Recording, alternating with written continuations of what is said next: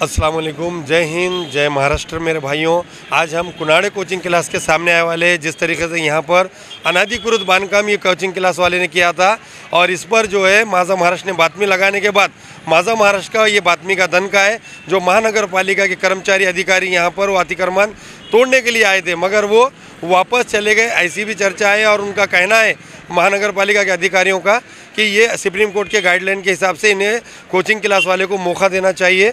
और वो उनका भी बाजू मारने के लिए, उनका भी क्या कहना है ये सुनने के लिए अभी हमने उनको मौका दिए। मगर गरीबों की जो अतिक्रमण होता है उस पर कोई मौका नहीं मिलता। इस तरीके की महानगर पालिका की ये दोहरी चाल दिख रही है। आप देखते हैं कि ये आगे भी ये टूटता है या नहीं, ये हम आपको ज़रूर बताएंगे। त्यांनी वरचं शेड जे आहे ते सोलारसाठी म्हणून बांधलं होतं, परंतु त्यांनी त्याचा उपयोग बाजूच्या भिंती बांधून टीन शेड लावून त्याला त्यांनी वापर करत होते। तर ते वापर करण्यासाठी आपण त्यांना पूर्वी नोटिसा नियमाप्रमाणे दिलेल्या होत्या। आज ते तोडण्यासाठी आलो होतो, परंतु त्यांचं शैक्षणिक कामासाठी त्यांनी विनंती केली। 8 दिवसामध्ये त्यांनी आम्ही स्वतः काढून घेतो, त्यांचं काही साहित्य असल्याकारणाने, ते शैक्षणिक साहित्य असल्याकारणाने ते काढून घेणार आहे। तर 8 दिवसानंतर त्यांनी जर नाही काढून घेतलं तर कारवाई पूर्णतः होणार आहे। पण आयुक्तांनी सर 1 तारखेपर्यंत त्यांना वेळ दिला होता आणि ते काढून टाकण्या 24 तासामध्ये काढून टाकण्याचे आदेश दिले होते। नाही, त्याच्यामध्ये सुप्रीम कोर्टाने प्रत्येक अनाधिकृत बांधकामाला त्याला त्याचं म्हणणं बोलण्यासाठी चान्स दिलेला आहे। आपण त्याप्रमाणे त्यांना पत्रे दिलेले आहेत आणि त्यांनी जर आता ही जी शेवटची जी संधी त्यांना घेतलेली आहे, त्यांनी मागून घेतलेली आहे 8 दिवसाची, ती जर संधी त्यांनी जर वाया घातली तर आम्ही त्याच्यावर पूर्ण निश्चित कारवाई करू आणि पूर्णतः जो काही अनधिकृत भाग आहे तो काढून टाकण्यात येईल। या इमारतीचा नेमका कोणता भाग अनधिकृत आहे, काय आहे, कंटेंट काय आहे? शेवटच्या मजल्यावरचं जे सोलारसाठी जे त्यांनी टीन शेड बांधलं होतं त्याच्या बाजूला टीन शेड करून त्यांनी जो हॉल केला होता तो अनधिकृत आहे आणि तो काढण्यात येणार आहे। परवानगी कितीची आहे सर याला? G+3।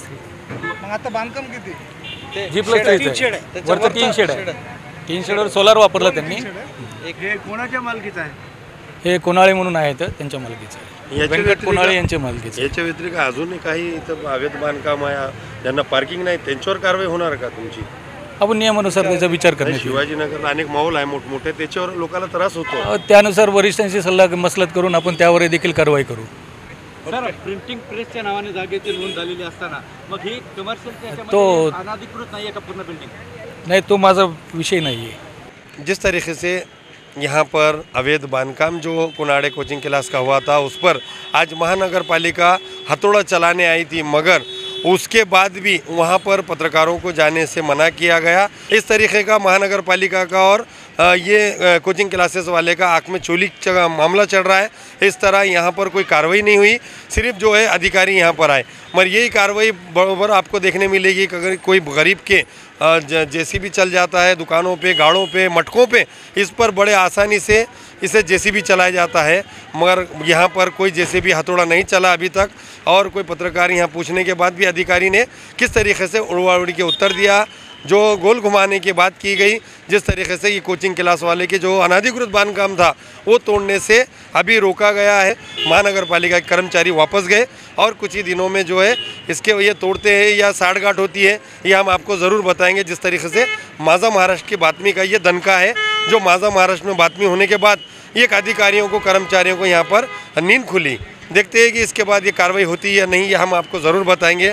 नांदेड़ से मैं शेख याया, माझा महाराष्ट्र। शिक्षणासोबतच करा नोकरीची तयारी। MSCIT ला प्रवेश घ्या आणि व्हा जॉब रेडी। MSCIT आंतरराष्ट्रीय दर्जा। ताज्या बातम्या पाहण्यासाठी माझा महाराष्ट्र लाईव्ह या आमच्या न्यूज चॅनलला सबस्क्राइब करा। व्हिडिओ आवडल्यास व्हिडिओला लाईक आणि शेअर करा।